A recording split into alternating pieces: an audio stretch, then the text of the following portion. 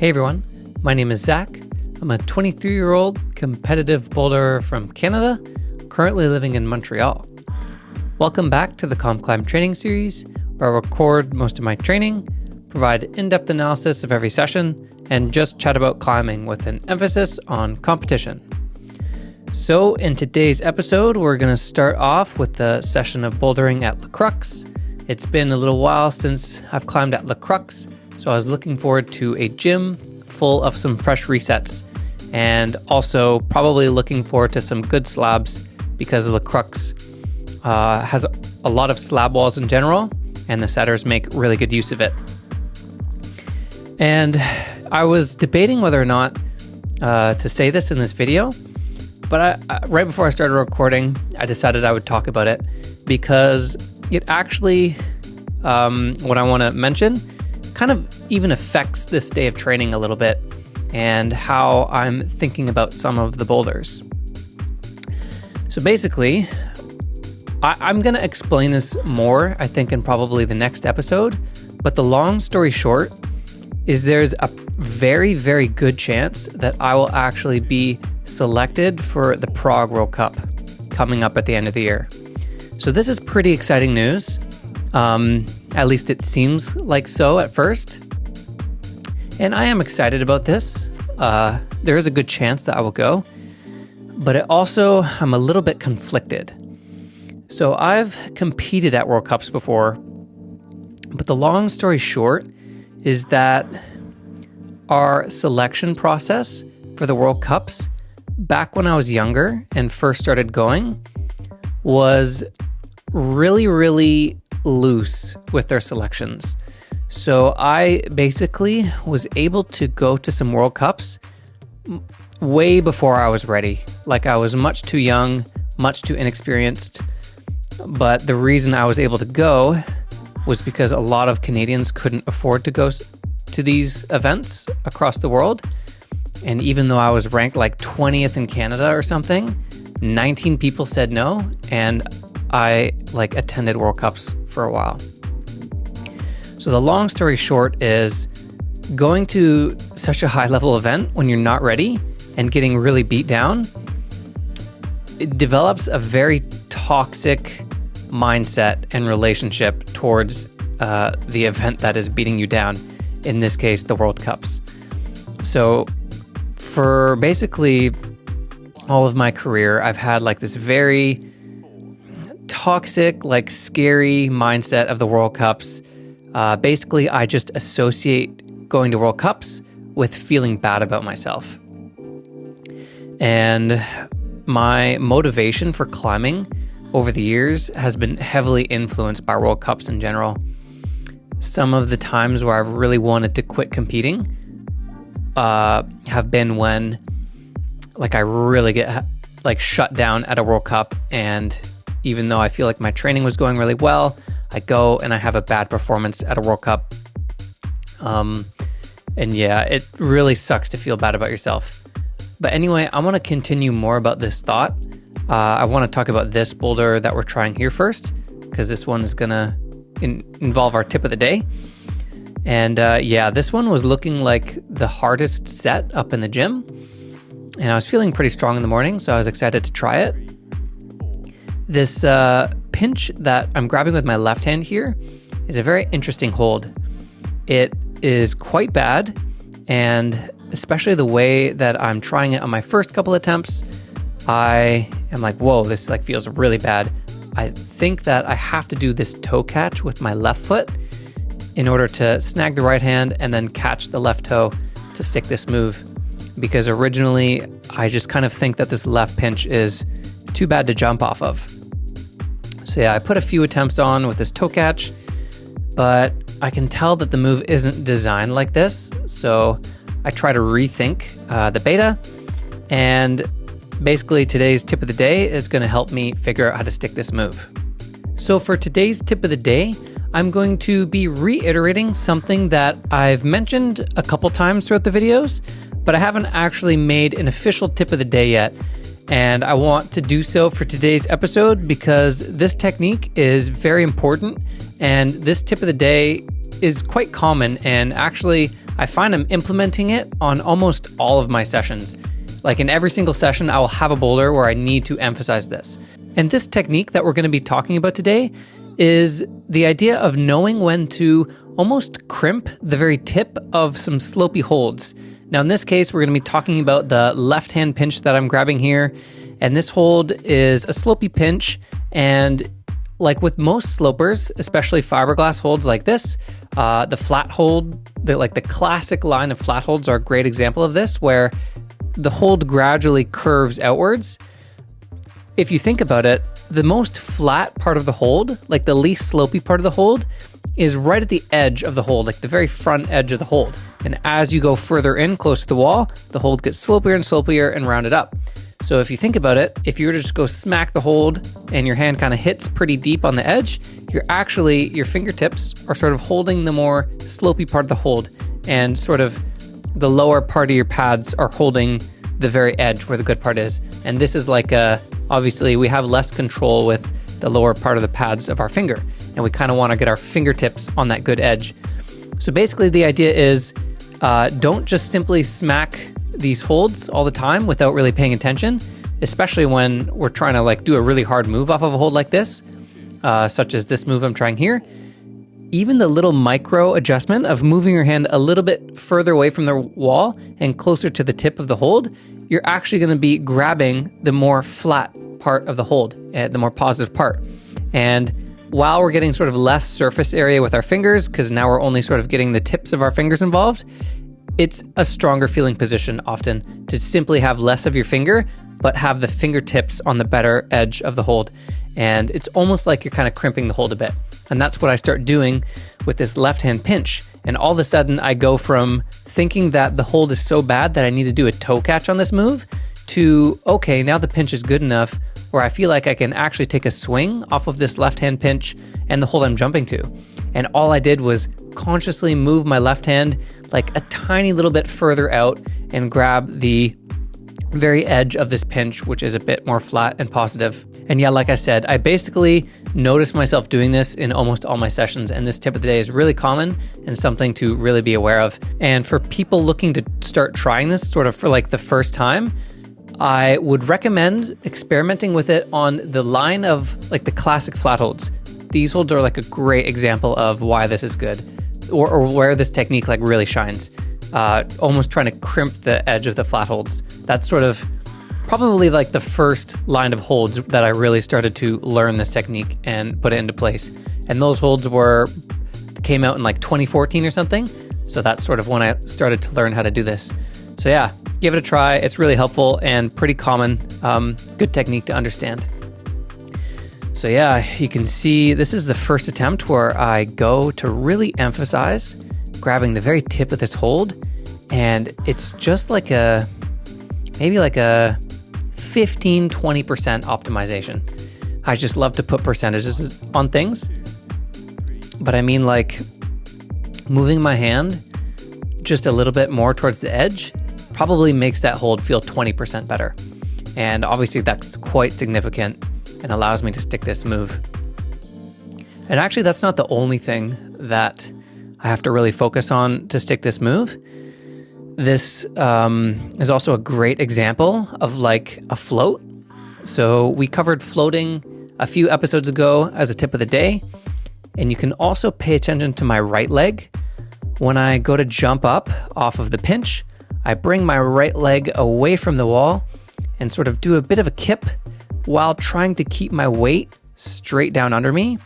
And yeah, this is like the idea of floating, trying to minimize the amount of backswing that you have because the holds that I'm swinging off of aren't so good. And I need to bring my center of gravity away from the wall first so that my swing doesn't rip me off the slippers. But yeah, I was able to get a pretty cool send of that. And then yeah, for this rest of this morning session, I'm gonna go around and try a lot of the physical boulders because I'm gonna be climbing with some people for the second session. And the idea with the second session is to have more of a slab focused session. So I'm gonna go and try and tick off all of the power boulders in the morning before I climb with guests. But yeah, just to continue off this World Cup idea, So yeah, I have like this toxic relationship with the World Cups. They usually make me feel bad about myself as a climber, and I actually felt like a big weight get lifted off me when my focus shifted from trying to make progress on the World Cup scene, and I started to enjoy climbing through different avenues. I started to become more content with just doing fun comps, just doing like North American level comps, even nationals and like the North American Cups were pretty fulfilling for me. And that's sort of all I need in terms of competing. And then also, of course, YouTube has been a very fulfilling avenue that I can take with climbing. And basically, I don't need World Cups to chase anymore. That is so far from my source of motivation for climbing these days, and it's been a really healthy mindset. I don't feel like any sort of toxic pressure to perform or like really push my level and like train at unhealthy levels. I find that I'm in a really just happy place in my life, and part of that was just a result of almost sort of quitting the World Cup team. I didn't even quit like the Canadian team or quit going to World Cups. I just lost my spot, basically. I fell down in the rankings after like a bad season of performing, and then it wasn't even my choice anymore. And that basically forced me to almost not want to try and get back to my spot and basically quit second-handedly. And also, like our I'll talk more about this later, but our Canadian rankings are so weird that it basically seemed almost impossible for me to qualify for the World Cup team again anytime soon. But a lot of people turned down their spot to go to the Prague one later. And I've been texting other Canadian team members like Oscar and Guy, who were ranked ahead of me, and they said they're not going to go. So it's looking very, very likely that I will get an invite to this Prague World Cup. And so today is basically the first session I'm climbing where I'm thinking to myself, am I World Cup level right now? It's been 3 years, I think, since I've gone to a World Cup. I feel like I've leveled up so much as a climber, especially in terms of slab, technical skills, understanding movement. I probably am not leagues stronger since the last World Cup I attended, which was Innsbruck 2021. But in terms of like an overall well-rounded climber, I'm so much better. So I am curious, like I would love to put this skill to the test at like a World Cup or two, but basically I also couldn't care less. I have no desire to, like I'm not really like itching to get back to the World Cup. But like I said, it would be cool to test this newfound shape. But anyway, I was like throughout this whole session, and I'm sure this will happen for a few more sessions, I've been really nitpicking myself, just everything I'm doing on the wall. Like, is my footwork good enough? Am I like actually strong enough? Are these boulders I'm doing like way too easy and skewing my perception of how I would actually perform at a World Cup? All of like these little nitpicky, toxic voices that I have in my head, especially like back in the day when I was training for World Cups, and I'm losing sight of like just the flow of climbing and training that I've found in the past 2 years. Like I was losing sight of that in this session even a little bit. And actually this boulder here is sort of the biggest example of this idea. This is a pretty World Cups qualifier style boulder. Very technical, very tricky. This ending sequence is definitely the crux. We end up trying to stand on this left dot foot that's super slopey and bad. It's like the cheetah slopey spike foothold. And they love to use this foothold in the World Cup. And so anyway, I feel myself like performing really badly on this boulder. And, you know, a week ago when I had no World Cup aspirations, I would just be like, oh yeah, okay, it's fine, you know, I'll learn it and then eventually figure the boulder out and it won't really bother me too much. But in this session, I was getting like nervous and really uncomfortable on this boulder, and it was really psyching me out. And I'm thinking, man, like, am I just gonna go fly to Europe and compete in this World Cup and just perform so badly and feel like I shouldn't have done it? I don't know. So like, this is sort of where I'm at right now with this potential World Cup invite. I'll also say there's a chance that I just don't go, and maybe I have some bad information, but everyone's basically turning down their invite, it sounds like. And yeah, it's looking like it'll be me and Matt Rodriguez going to the Prague World Cup. But yeah, I'm like, you can see this like left foot. The last move is quite hard on this boulder, I'll say for sure. I'm really struggling to actually crimp this right hand crimp and weight this left foothold. But I'm like really thinking, man, this is like a World Cup style move, like a qualifier style move. And it's not that hard of a World Cup move either. I feel like all the guys would just do this easily. And here I am just falling on it so many times and just getting really in my head, convincing myself that I'm not cut out for the World Cup and just feeling those negative feelings.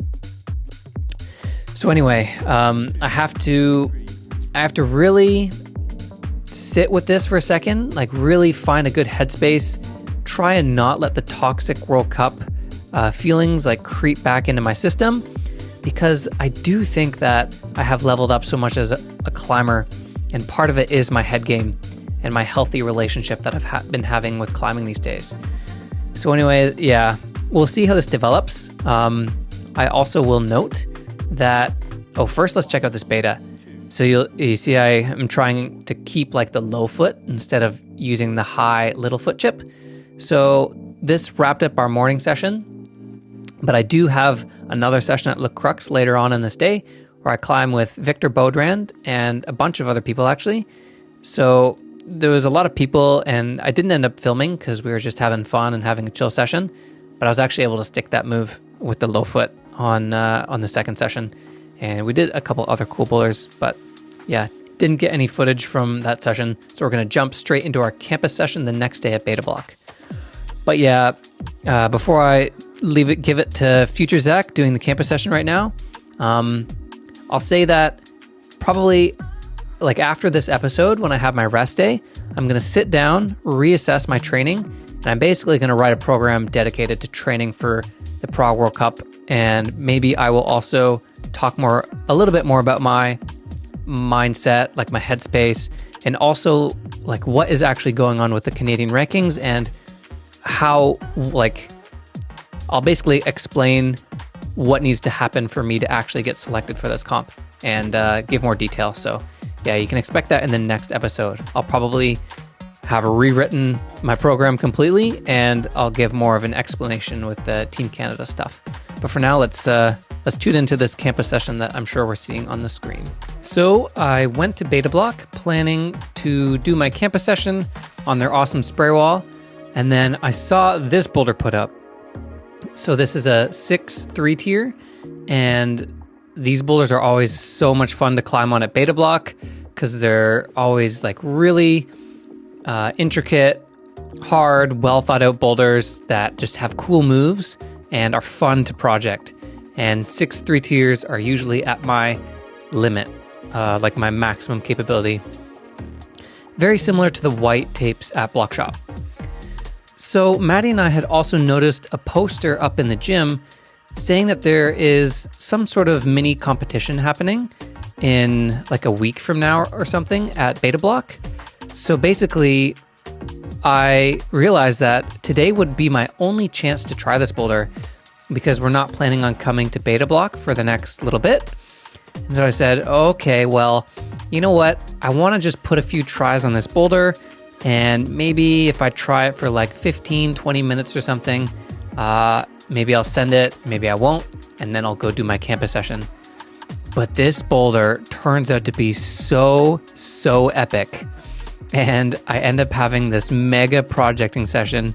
You can see that the project session is very close to being done right now, except for the fact that the finish match of this boulder is like the crux. That it is always brutal when this is the case. So yeah, bit of a spoiler alert, we end up spending a very long time on this boulder and just ditched the campus session completely. You can see on that attempt there, I found a way to match this finish hold. I have to kind of do this weird bicycle on that left-hand pinch I'm grabbing right now, and just like be very still in order to bring the right hand in to match. But the hardest individual move on this boulder is definitely the jump move out to the crimp at the end. The left-hand sloper is so bad, and the crimp is a lot smaller than it looked initially. I thought it looked pretty decent, but that move is just heinous. So yeah, let's quickly break down this boulder. We do this cool jump kick move, and then we go up to this terrible left-hand hold. But then this next right hand is pretty decent. I catch a toe, walk the feet up, and now this move, I have to be so precise to hit that crimp and to stab the left foot back on the foot chip. And here you can see I'm like omega pumping out, but I put like an absolute mega fight of an attempt on this boulder. I really want to send it, and man, I was like so pumped. I just could not match that finish. Like that was not a top for sure. That was not in control. I held it for like half a second. Oh, that was frustrating. And honestly, a lot of the times with the 3-star 6s at Beta Bloc, the setters usually make the finish match very difficult. So under normal circumstances and training, I would just walk away from the boulder at this point because there's not much to be gained from this anymore. It's simply just about like the satisfaction of actually topping it, you know? And I was like so invested into this boulder anyway. I said, okay, I want to do this one for real. Let me see if I can actually get the full send and match the finish hold. But here we go. I can't do it again. Yeah, because the setters, since they're so intentional about their finish matches being hard on these boulders, you really don't get you can't count. Like, basically falling matching the finish hold like that means nothing to me, because the setters are making it hard on purpose. And so if I don't control the finish, then then that's just not good enough. So I said, okay, I'm probably like too gassed to campus at this point anyway. I'll just throw myself at this boulder for the rest of my hour-long timer, and maybe I'll have some super lucky attempt and potentially get this end of it. But this boulder gets kind of progressively harder, I would say, actually.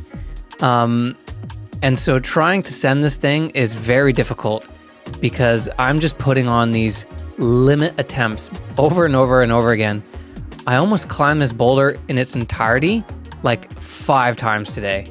Here, yeah, this is probably like the 5th time I've stuck this crimp from the start or something. And the finish move is so hard, man. The left foot is so bad. It's so hard to get like good tension for that finish move. And I couldn't quite send this thing.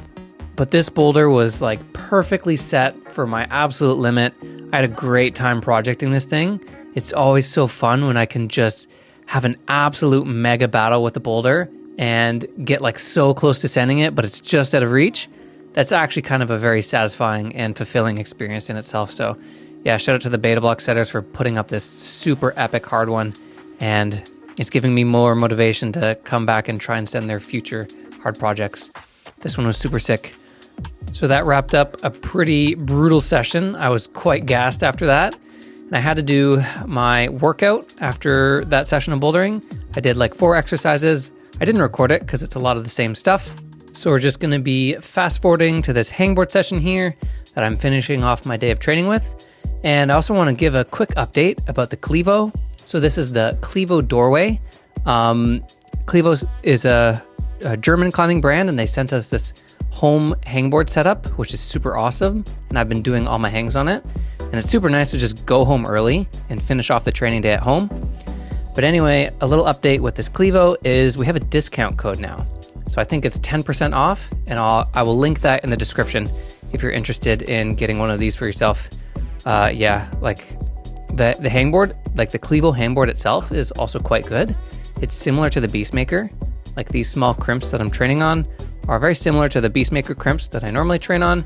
And it's just so easy to set up in the doorway and is really convenient. And I definitely recommend this thing if you're looking for a home hangboard setup. So yeah, a couple days of training done. And like I said, basically in the next episode, you can expect more details basically on like whether or not I will be selected for this World Cup in Prague coming up on September 20th. And yeah, like basically breaking down the process. And then I'll also give an update into the training that's going to switch up, because I'll probably rewrite my whole training program. So we'll do a deep dive into basically what's going on with that situation in the next episode. So look forward to that. Insert catchy video outro here.